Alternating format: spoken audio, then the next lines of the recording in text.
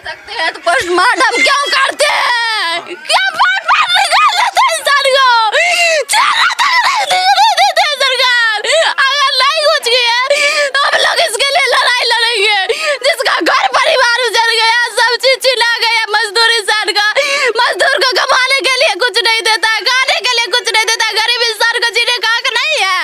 बड़े बड़े कुर्सी पर जो बड़े बड़े नेता बैठा हुआ उसी को जीने का हक है। बैठे बैठे इतना करोड़ों अरबों कमाता उसी को जीने का हक है। नहीं देंगे तो हम खुद लड़ेंगे। हम एक बेटी होने के, गाँव के बेटी होने के नाते हम लड़ेंगे लड़ाई। अगर सरकार हमारे परिवार को, हमारे समाज को रोजी रोजगार, उसके परिवार का मुआवजा नहीं देगा तो हम सरकार से लड़ेंगे, डायरेक्ट नरेंद्र मोदी से लड़ेंगे। मेरा भी जनता है, मेरा भी हक है उनसे लड़ने का, हम लड़ेंगे। कौन हुए फूलो शर्मा? हम उनका भतीजी हैं।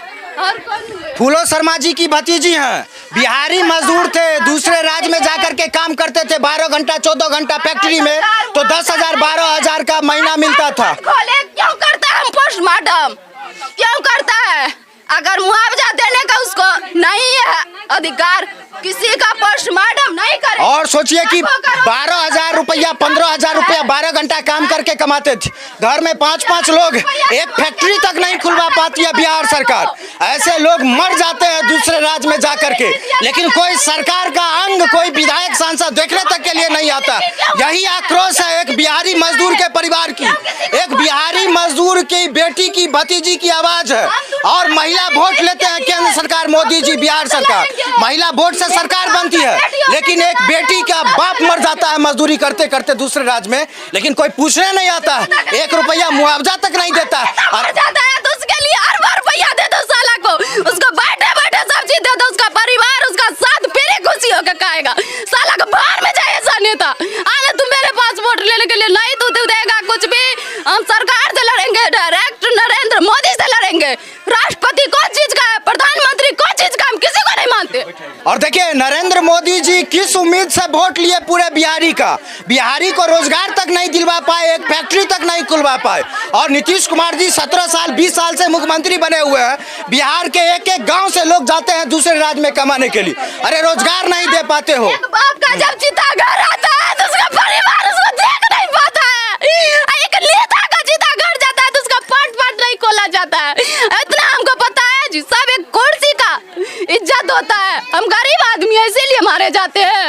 हम नहीं देंगे वोट किसी को, अगर हमसे नहीं दे हम नरेंद्र मोदी को चैलेंज करते हैं। उसको उस कुर्सी पर बैठने का कोई हक नहीं है, त्याग दे अपना कुर्सी। हम मजदूर हैं, मजदूरी करेंगे, अपना घर परिवार चलाएंगे, हम अपने माँ बाप सबको पालेंगे, हम सबको चलाएंगे, हमें किसी का हक। नरेंद्र मोदी जी अगर आप बिहार में फैक्ट्री नहीं खुलवा सकते हैं तो बिहारियों का वोट क्यों लेते हैं? बड़ी बड़ी रैली करते हैं, ठगते हैं, वादा करते हैं, लेकिन फिर बिहार का आदमी दूसरे राज्य में कमाने के लिए जाता है। बिहार सरकार, केंद्र सरकार हमेशा बिहारी को चला है, और बिहार के जितने पिछड़े दलित समाज के लोग हैं सभी लोग दूसरे राज्य में कमाते हैं, कुत्ते की मौत मर जाते हैं, लेकिन कोई विधायक सांसद देखने के लिए नहीं आता है।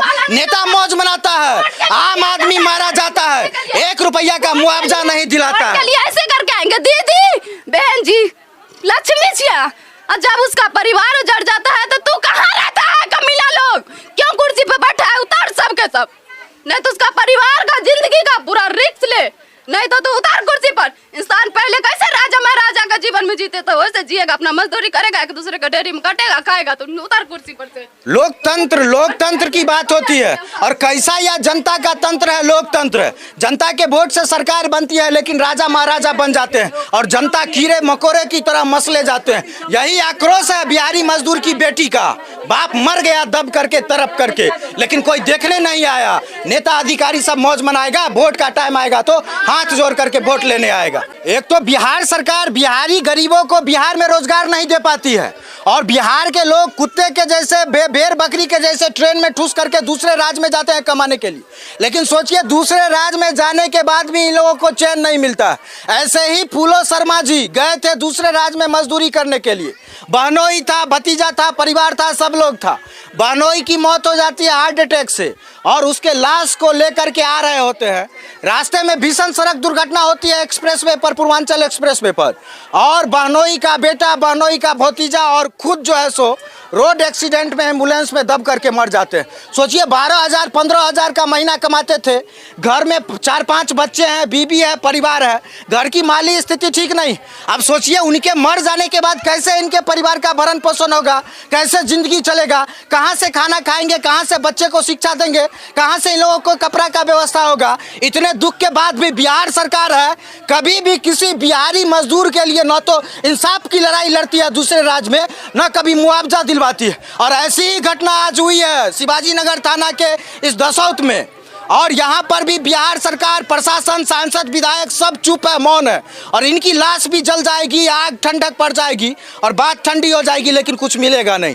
बिहार सरकार ध्यान दे, जिला प्रशासन ध्यान दे और इस गांव में इस परिवार को, फूलो शर्मा जी को मुआवजा दिलवाने का प्रयास करे। और इनके बच्चे लोग हैं, कौन कौन है जी? उन्हीं की बेटी हो, उनकी फूलो शर्मा जी की बेटी हो। कितने भाई बहन हो? 5 भाई बहन। 5 भाई बहन। कितने भाई कितनी बहन हो? 4 बहन 1 भाई। 4 बहन है, 1 भाई है। देखिए इतना छोटा है, 7 साल का है। अब सोचिए 4 बहन है, किसी की शादी हुई है? नहीं। 4 बहन है और लड़की की जिम्मेवारी थी फूलो शर्मा जी के कंधे पे, अब कैसे निभाएंगे? और छोटा बच्चा जिसका अभी पढ़ाई जीवन भी नहीं शुरू हुआ, बिना बाप का कैसे जीवन जी पाएगा? इन्हीं सब चीज को देखते हुए सरकार मुआवजा का ऐलान करे, त्वरित लाभ दिलवाए इन लोगों को, कि दूसरे राज्य में जो बिहारी मजदूर मजदूरी करने जाता है और दब करके मर जाता है, फैक्ट्री में कट करके मर जाता है और बुरी तरीके से लाश पहचान में नहीं आता, लाश भी नहीं दिया जाता, ऐसे मजदूरों को चिन्हित करे। अरे मजदूरी तो नहीं दे पाए, रोजगार तो नहीं दे पाए बिहार सरकार, कम से कम लोग मर गए दूसरे राज्य में काम करते करते, टकरा के, दब करके। वैसे परिवारों को जीने के लिए कुछ मुआवजा तो दे दीजिए, मुआवजा दिलवाइए। क्या नाम था पापा का? फूलो शर्मा। घर कहाँ हुआ? रबी टोल दसौत। रबी टोल दसौत।